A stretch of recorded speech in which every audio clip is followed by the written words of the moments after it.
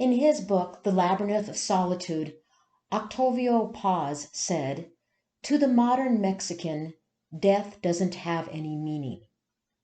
To the inhabitant of New York, Paris, or London, death is a word that is never uttered because it burns the lips.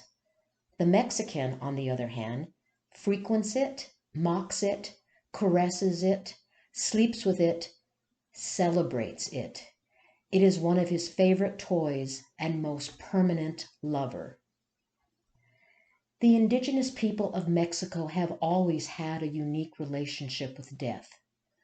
For the pre-Hispanic Mexican, the concept of good and bad at the time of death did not exist. There was no heaven, hell, nothing to fear. There was no thought of final judgment and no thought of reincarnation. When the Spanish conquistadors arrived during the 16th century, the concept of death evolved into an ordeal of dreaded proportions. European Catholicism introduced heaven, hell, and purgatory. By the 1800s, a tide of nationalism swept through Mexico, and the underpinning of European domination began to wane. After centuries of exploitation, the indigenous Mexican began to reclaim their identity and their early belief system, which included that of death, not the actual moment of one's demise, but rather on the spirits. Death was not to be feared. Paintings of death as a jovial skeleton began to appear. Skeleton puppets, toys, and skulls made from sugar became popular at street markets. A symbiotic relationship had begun with November 2nd, All Souls Day on the Catholic calendar, and Dia de los Muertos for the indigenous. All of Mexico began to celebrate the return of that day, of the souls of loved ones. The spirits of family members came back to their burial place and to the homes where they once lived to be with their loved ones. There were no tears or prayers, for they had already shared those emotions at the actual funeral. This was a joyous event for the families and the eternal spirits of their loved ones. The calavera has become synonymous with Mexico's Day of the Dead tradition. The English translation of calavera means skull, but in Mexico this term has come to embrace the entire skeleton as a representation of the dead. No one popularized the calavera in Mexico as much as José Guadalupe Posada. Although he did not invent the art form of the calavera, his skeleton illustrations were likened to the ancient motifs found in the prehistoric art of Mexico's indigenous people. He used the caricatures of cheerful skeletons imitating life while simultaneously providing a commentary on its absurdities. Posada's art breathed life into death.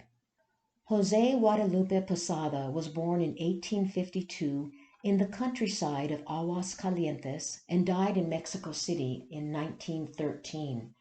During his lifetime, he created more than 15,000 illustrations that were reproduced during the heyday of the penny press in Mexico, whose mission was to enlighten, engage, and enrage.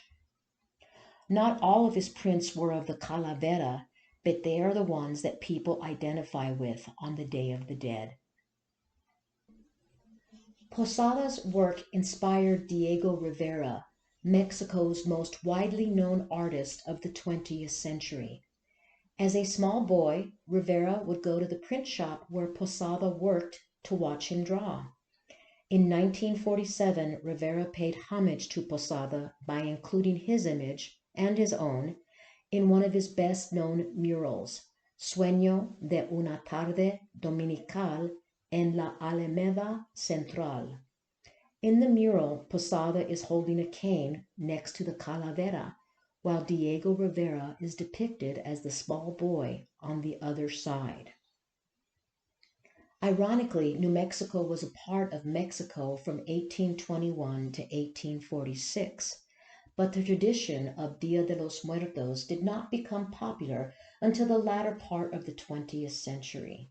For over 200 years, New Mexico was a part of Spain, and most Hispanics identified as being Spanish Americans, in spite of the fact that the state shared more cultural characteristics with Mexico. Following the end of the Mexican Revolution in 1920, the corridos, or folk ballads, of Mexico became very popular in New Mexico, like Un puño de tierra, a fistful of dirt. Slowly, the Mexican concept of death crept into New Mexico's psyche, and several of those ballads continue to fill the airways and are sung at funerals. By the 1980s, the Mexican community in New Mexico had grown significantly, with its cultural characteristics becoming mainstream. Today, big celebrations of Dia de los Muertos are held on November 2nd in the state and in major Hispanic communities throughout the Southwest.